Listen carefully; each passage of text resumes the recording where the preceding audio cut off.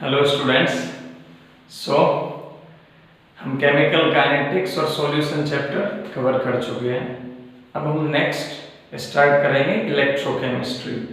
ये chapter board के लिए काफ़ी इम्पोर्टेंट है और थोड़ा सा थ्योरेटिकल भी है। न्यूमेरिकल के साथ साथ थोड़ा थ्योरेटिकल कॉन्सेप्ट भी है और लॉजिकल कॉन्सेप्ट्स हैं। एकदम अच्छे से समझोगे एकदम तो बड़ा आसान लगेगा चैप्टर। ठीक है, कोई दिक्कत नहीं होगी।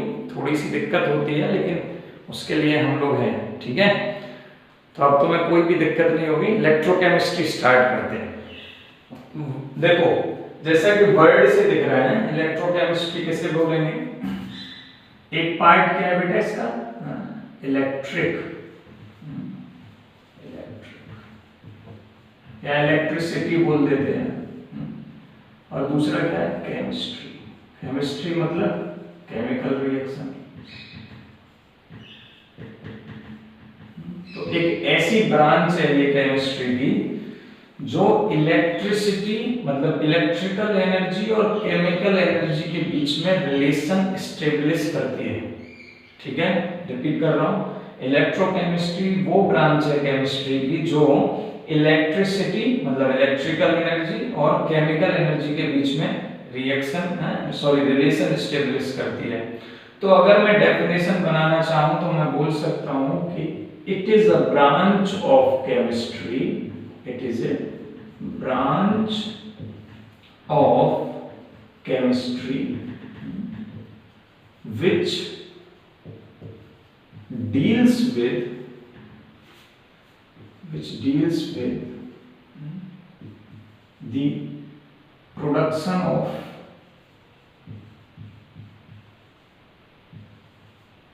electrical energy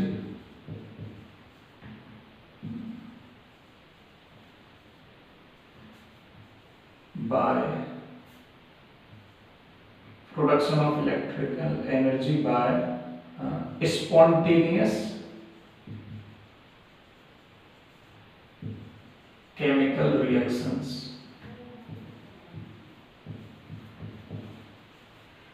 and अब रिवर्स करेंगे। देखो स्पॉन्टेनियस केमिकल रिएक्शन वो रिएक्शंस होती हैं जो अपने आप फ्लो में जा रही हो। ठीक है, अपने आप स्वतः हो रही हो। जिनमें डेल्टा जी नेगेटिव होगा तो उससे क्या हुआ, इलेक्ट्रिकल एनर्जी प्रोड्यूस हुई। अब सेकंड पार्ट क्या आएगा, ये जो इलेक्ट्रिकल एनर्जी है इसी को हम यूज करते हैं उन रिएक्शंस को करवाने के लिए जो अपने आप नहीं होती हैं। ठीक है, तो and use of the produced electrical energy to carry out non-spontaneous chemical reactions.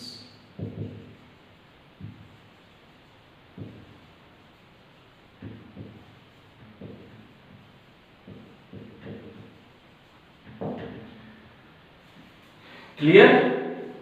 तो हम किसको बोलेंगे इलेक्ट्रोकेमिस्ट्री बेटा है? ये है। देखो इसका मतलब क्या होगा, पहले केमिकल एनर्जी कन्वर्ट हो रही है किसमें बेटा, इलेक्ट्रिकल एनर्जी में।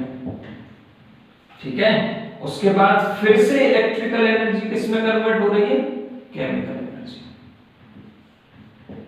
तो इस रिलेशन को जो सब्जेक्ट हमें डिटेल में बताता है, अब क्या होता है ये तो पता चल गया, कैसे होता है, क्यों होता है और कब होता है। ठीक है, what, when and how and where, ये तो हमें पता चल गया क्या होता है, वो पता चल गया इलेक्ट्रोकेमिस्ट्री के अंदर। अब ये क्या होता है इसके लिए हम डिटेल में जाएंगे। ठीक है, और वही तुम्हारा चैप्टर का कंटेंट है। और एक्चुअली में उतना ज्यादा डिटेल में नहीं है 12th में, जितना है उतना हम पढ़ेंगे। क्लियर? चलो ये डेफिनेशन हुई। नेक्स्ट है बेटा, देखो कंडक्टर्स। एक्चुअली में ये कुछ ऐसे टर्म्स हैं जिनकी हमें थोड़ा आगे जरूरत पड़ेगी और मैं इन्हें कवर नहीं कर पाऊंगा, इसलिए मैं एक बार पहले समझा दे रहा हूँ। क्लियर? और ये तुम्हारे खाली बोर्ड के लिए नहीं है, कंपटीशन के लिए भी एकदम बेसिक स्टडी है। ठीक ठीक है, अच्छे से करते जाओ, सब कॉन्सेप्ट मजबूत होते चले जाएंगे। कंडक्टर्स तुम लोग जानते हो, कंडक्टर्स किसे बोलते हैं, which the elements which conduct electricity.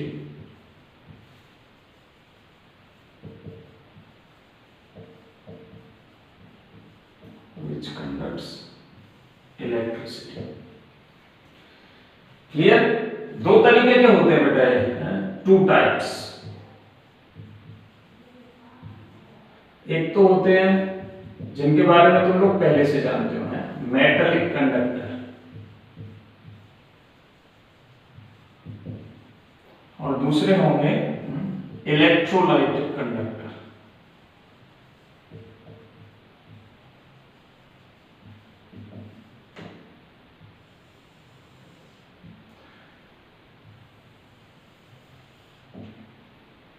Metallic conductor का फर्स्ट पॉइंट आएगा, क्या होता है मेटल्स के अंदर करंट कौन कैरी करता है, इलेक्ट्रॉन्स कैरी करते हैं, ठीक है। तो पहला पॉइंट लिख दूं जो तुम्हें पता है, here the current carries by the electrons, ठीक है। ऐसे ही इलेक्ट्रोलाइटिक कंडक्टर का मतलब हुआ, इलेक्ट्रोलाइट का एक बेसिक आइडिया तो मैं बता देता हूं। एक इलेक्ट्रोलाइट उन्हें कहते हैं ऐसे सॉल्यूशंस हैं, ऐसे सॉल्ट्स बोल दो, एसिड बोल दो, बेस बोल दो, जिनको हम उनके ही उनका एक्वियस सॉल्यूशन बनाते हैं, क्लियर, और उनके आयंस टूटते हैं। एक्वियस सॉल्यूशन मतलब एक बीकर में जैसे नमक घोल दिया मैंने, तो वहां पे Na+Cl- H+ और OH- 4 आयंस टूटेंगे। तो ऐसे सॉल्यूशंस को हम क्या बोलते हैं, इलेक्ट्रोलाइट्स। अभी पढ़ेंगे, ठीक है। तो पहले इलेक्ट्रोलाइटिक कंडक्टर के अंदर क्या होगा बेटा, आयंस टूट रहे हैं, तो करंट कौन कैरी करेगा, here the current carries bye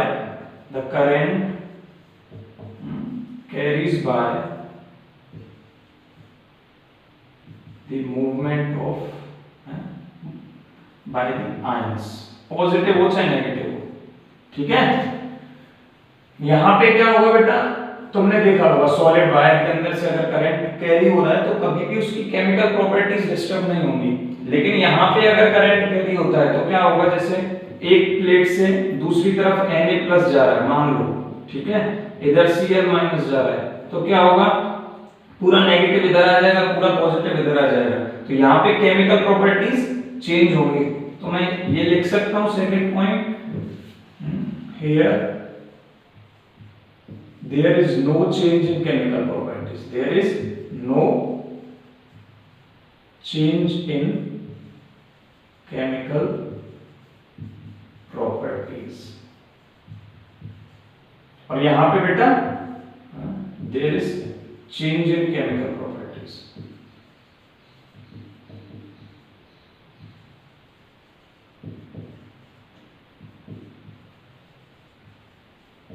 और मेरे हिसाब से बस एक पॉइंट और रह जाता है यहाँ पे, मेटलिक कंडक्टर में क्या होगा बेटा, with increase in temperature the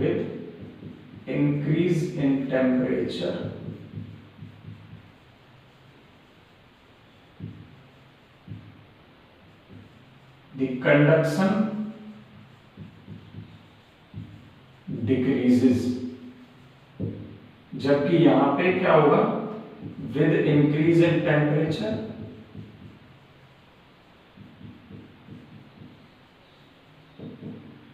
the conduction increases. Clear? ऐसा क्यों होता है, क्योंकि यहां पे इलेक्ट्रॉन्स करंट कैरी कर रहे हैं, ठीक है। अब जब तुम टेम्परेचर बढ़ाओगे तो इलेक्ट्रॉन्स फास्ट तो मूव करेंगे, लेकिन कोलिजन के चांसेस बढ़ जाएंगे, ठीक है। तो कोलिजन होने से क्या होगा, जितने इलेक्ट्रॉन्स पहुंचने चाहिए दूसरे टर्मिनल तक उतने नहीं पहुंच पाते हैं, लेकिन यहाँ पे ऐसा नहीं होता है, ठीक है। इसके बारे में हम और भी पढ़ेंगे, क्लियर। ये तीन डिफरेंस तुम्हें याद रखना है। मेटलिक कंडक्टर बेसिकली हमारे चैप्टर में इसका ज्यादा इंपॉर्टेंस है, ये याद रखना, ठीक है।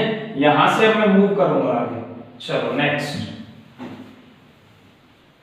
ओके बेटा, तो अभी हमने इलेक्ट्रोलाइटिक कंडक्टर देखे। अब ये इलेक्ट्रोलाइट्स होते क्या हैं? तो इलेक्ट्रोलाइट्स वो सॉल्यूशन होंगे, substances which conduct electricity in their molten और aqueous state are called electrolytes. मतलब इनको देखो, NaCl एग्जांपल के थ्रू समझाता हूं मैं तुम्हें, ठीक है? NaCl एक एग्जांपल ले लो, ये एक बेटा इलेक्ट्रोलाइट है, ये मैं बोल रहा हूं और सच में होता है। NaOH भी एक इलेक्ट्रोलाइट है, ठीक है? ये सब क्या है? इलेक्ट्रोलाइट्स है। लेकिन तुम जानते हो नमक है, ठीक है? सोडियम हाइड्रोक्साइड भी सॉलिड स्टेट में होता है, प्लेटलेट्स मिलती है, ठीक है? तो नमक अपनी सॉलिड स्टेट में तो कभी भी करंट कैरी नहीं करता है, ठीक है? इसी लेकिन फिर भी इलेक्ट्रोलाइट है। तो मैं इलेक्ट्रोलाइट की डेफिनेशन ये बना रहा हूं, the substances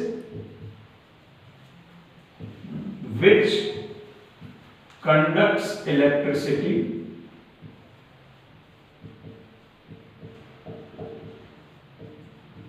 in their molten or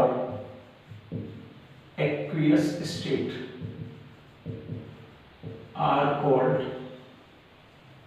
electrolytes, है ना?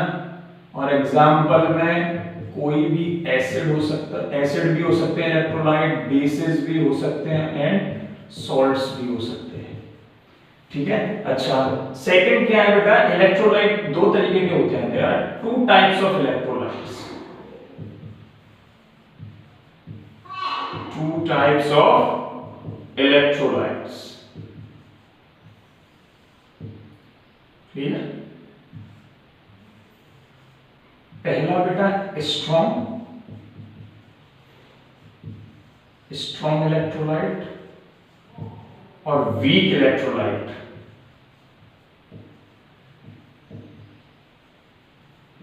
अच्छा, ये स्ट्रॉन्ग इलेक्ट्रोलाइट और वीक इलेक्ट्रोलाइट का जो क्लासिफिकेशन है वो किस बेस पे होगा? ये एक पॉइंट है। स्ट्रॉन्ग इलेक्ट्रोलाइट बेटा वो इलेक्ट्रोलाइट्स होंगे जो सॉल्यूशन के अंदर कंप्लीटली डिसोसिएट हो जाते हैं, और वीक इलेक्ट्रोलाइट कंप्लीटली डिसोसिएट नहीं होंगे। फॉर एग्जांपल मैंने 5 मोल NaCl ले लिया, है ना? मैं एक एग्जांपल ले रहा हूं समझाने के लिए। फॉर एग्जांपल मैंने 5 मोल NaCl लिया है, 5 मोल, ठीक है? अब ये 5 के 5 मोल टूट जाते हैं आयंस में, ठीक है? 5 मोल के जितने Na+ के होंगे उतने Na+ बन जाते हैं, जितने Cl- के होंगे उतने Cl- के बन जाते हैं। अगर ये 5 के 5 मोल नहीं टूटते हैं, जैसे 4 मोल NaCl तो Na+ और 4 Cl- बन गए, बट एक NaCl का मोल अभी भी ऐसे ही पड़ा है उसके अंदर, सॉल्यूशन के अंदर। तो इन वाले इलेक्ट्रोलाइट्स को क्या बोलते हैं बेटा? Weak electrolytes. और जो कंप्लीटली टूट गए, मतलब 5 Na+ और 5 Cl- में टूट गया है, उसे क्या बोलेंगे? स्ट्रॉन्ग इलेक्ट्रोलाइट, ठीक है? डेफिनेशन बना लें, ठीक है? चलो बनाते हैं। क्या बनेगी स्ट्रॉन्ग इलेक्ट्रोलाइट? किसे बोलेंगे? The electrolytes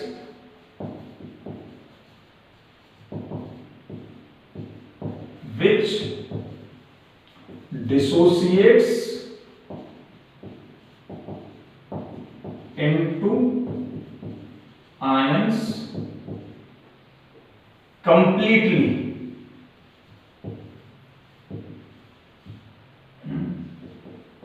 in aqueous state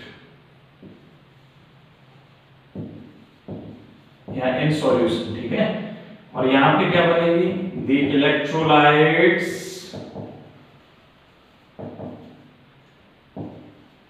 which do not dissociates completely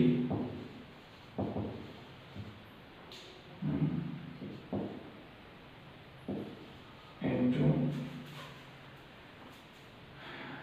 its ions in aqueous state।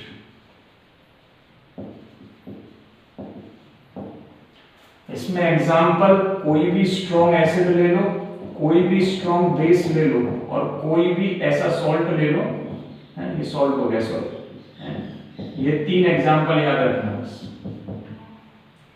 Clear? यहां पे बेटा जैसे CH3COOH ले लो,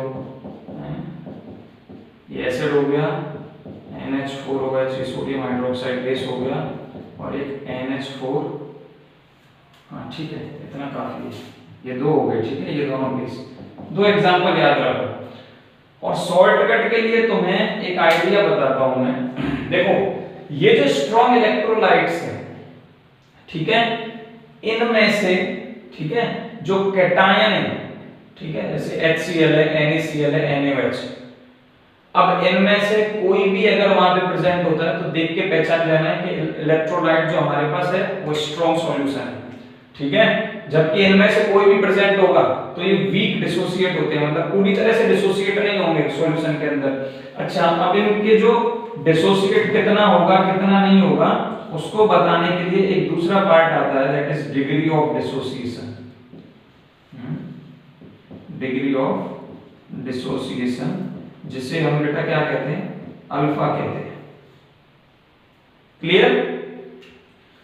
तो अभी फिलहाल इतना पढ़ना है तुम्हें, ठीक है, ये खाली इंट्रो पार्ट है, मैं भी इसमें और डिटेल में नहीं जा रहा हूं। पहले हम इलेक्ट्रोकेमिकल सेल पढ़ेंगे, उसके बाद हम ये स्टार्ट करेंगे, ठीक है। तो यहाँ पे फिलहाल भी इतना ही तुम्हें याद रखना है। चलो।